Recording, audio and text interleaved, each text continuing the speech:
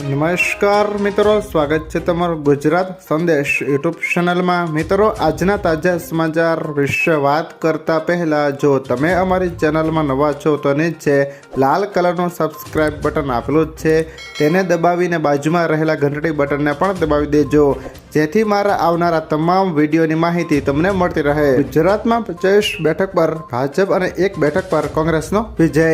10 વર્ષ બાદ ગુજરાતમાં કોંગ્રેસનું ફરીથી ખાતું ખુલ્યું। ગુજરાતમાં કઈ બેઠક પર કોણ કેટલા મતે જીત્યું તેના ફાઇનલ યાદી વિશે વાત કરીએ તો અમદાવાદ ઈસ્ટ ભાજપના ઉમેદવાર હસમુખભાઈ પટેલ 4,50,000 વધુ મતથી વિજેતા। અમદાવાદ વેસ્ટ ભાજપના ઉમેદવાર દિનેશભાઈ મકવાણા 2,80,000 વધુ મતથી વિજેતા। અમરેલી ભાજપના ઉમેદવાર ભરતભાઈ સુતરિયા 3,20,000 વધુ મતથી વિજેતા। આણંદ ભાજપના ઉમેદવાર મિતેશ પટેલ 90,000 વધુ મતથી વિજેતા। બનાસકાંઠા કોંગ્રેસના ઉમેદવાર ગેનીબેન ઠાકોર 30,000 વધુ મતથી વિજેતા। બારડોલી ભાજપના ઉમેદવાર પ્રભુભાઈ વસાવા 2,30,000 વધુ મતથી વિજેતા।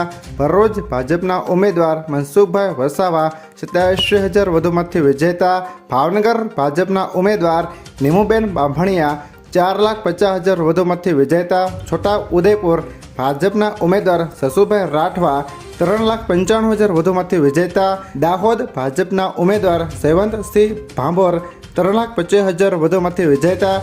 ગાંધીનગર ભાજપના ઉમેદવાર અમિત શાહ 7,37,000 વધુ મતથી વિજેતા। જામનગર ભાજપના ઉમેદવાર પૂનમબેન માંડમ 2,35,000 વધુ મતથી વિજેતા। જૂનાગઢ ભાજપના ઉમેદવાર રાજેશભાઈ ચુડાસમા 1,35,000 વધુ મતથી વિજેતા। કચ્છ ભાજપના ઉમેદવાર વિનોદભાઈ ચાવડા 2,65,000 વધુ મતથી વિજેતા। ખેડા ભાજપના ઉમેદવાર દેવસિંહ ચૌહાણ 3,57,000 વધુ મતથી વિજેતા। મહેસાણા ભાજપના ઉમેદવાર હરિભાઈ પટેલ 3,20,000 વધુ મતથી વિજેતા। નવસારી ભાજપના ઉમેદવાર CR પાટીલ 7,65,000 વધુ મતથી વિજેતા। પંચમહાલ ભાજપના ઉમેદવાર રાજપાલ સિંહ જાદવ 5 લાખ વધુ મતથી વિજેતા।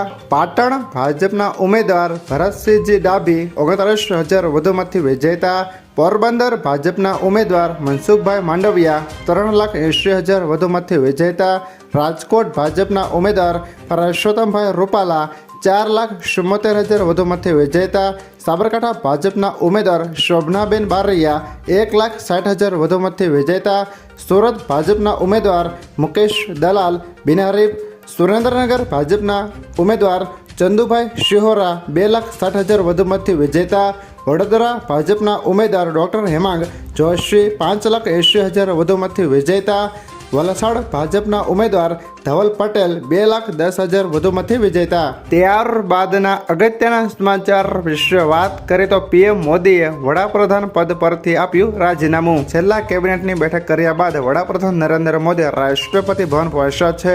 અહીં તેમણે રાષ્ટ્રપતિ દ્રૌપદી મુર્મુને પોતાનું રાજીનામું સોંપ્યું છે।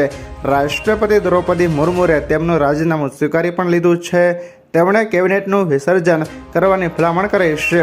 શપથ ગ્રહણ સુધી મોદી કાર્યકારી વડાપ્રધાન રહેશે। મોદી 8 જૂને ત્રીજી વાર વડાપ્રધાન પદના શપથ લઈ શકે છે। ત્યારબાદના અગત્યના સમાચાર વિશે વાત કરીએ તો EPFOએ નિયમ બદલતા હવે ખાતા ધારકોના ખાતામાં 1 લાખ જમા થઈ જશે।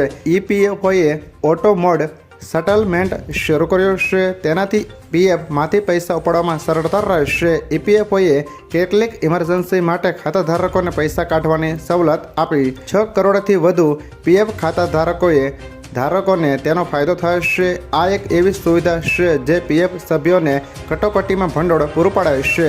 ખાતાધારકોને 3 દિવસમાં નાણાં તેઓના બેંક ખાતામાં આવી જશે। જોકે તેની શરૂઆત 2020માં થઈ હતી। તે સમયે ફક્ત બીમારી માટે જ પૈસા ઉપાડી શકાતા હતા। હવે તમે શિક્ષણ, લગ્ન અને ઘર ખરીદવા માટે પૈસા ઉપાડી શકો છો। આ રકમ 50,000થી વધારીને 1 લાખ રૂપિયા કરવામાં આવી છે।